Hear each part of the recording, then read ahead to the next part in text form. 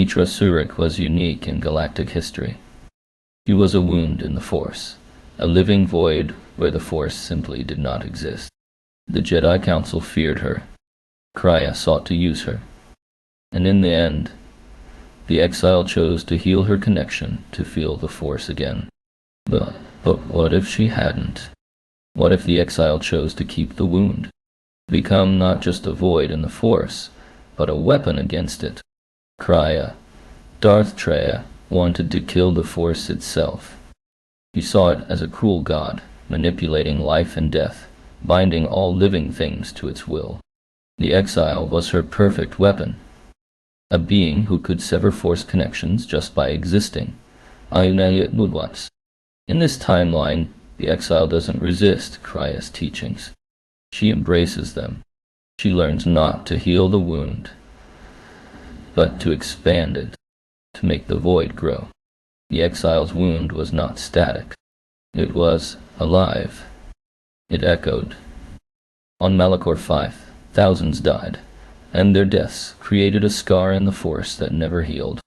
In this timeline, the Exile carries that scar everywhere she goes.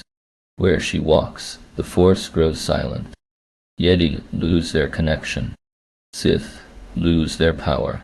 The galaxy begins to notice. Worlds near her presence report strange phenomena. Force-sensitive children suddenly going blind to the Force. Animals behaving erratically. The wound spreads. The Jedi Order was already dying when the Exile returned. But in this timeline she finishes the job. Not with a lightsaber. Not with armies. Simply by existing. The remaining Jedi Masters, Rook, says Kael, Kavar. They try to confront her. They try to heal her. But the Exile's wound consumes them. One by one, they lose their connection to the Force. Masters who spent centuries mastering the Force suddenly find themselves deaf to it, blind to it. The Jedi don't die by violence. They die by silence. Darth Nihilus was a being of pure hunger, a wound in the Force that consumed everything to fill its own emptiness. In the original timeline, Nihilus was an enemy to be destroyed. But in this timeline, the Exile recognizes him. She understands him. Because she is becoming just like him. The difference is control. Nihilus was a slave to his hunger. The Exile masters it. She learns to consume Force connections deliberately, selectively, strategically. Nihilus was a monster. The Exile becomes something worse, a monster with purpose. In the original timeline, the Sith triumvirate, Nihilus, Sion, and Traya, tore itself apart. 3 Dark Lords, 3 visions of the Sith, all incompatible. But with the Exile embracing the wound, the triumvirate finds unity. Traya provides the philosophy. Nihilus provides the hunger. Sion provides the immortality. And the Exile provides the weapon, the ability to kill the Force itself. Together, they don't just hunt the Jedi. They hunt the Force. The Force is not infinite. It flows through all living things, but it can be severed. It can be consumed. It can be wounded.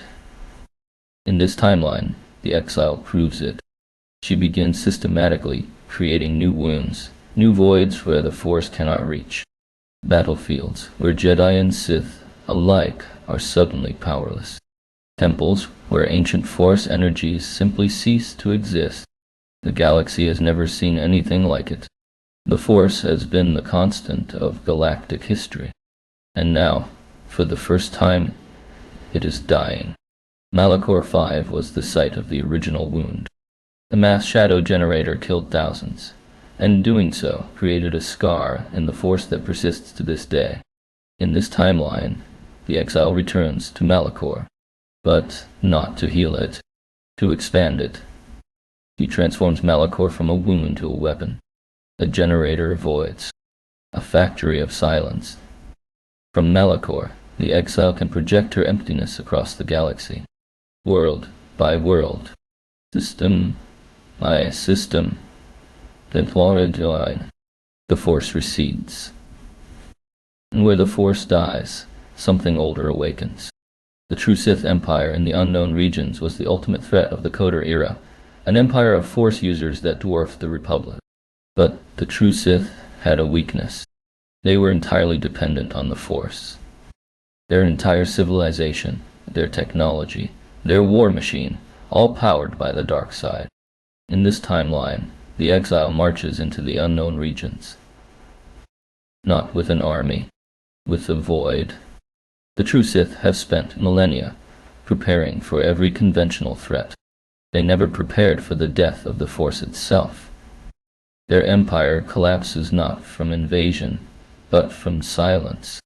Meetra Surik was once a hero of the Republic, a Jedi who fought the Mandalorians, a commander who won a war, and then a wound. In this timeline she becomes something the galaxy has never seen.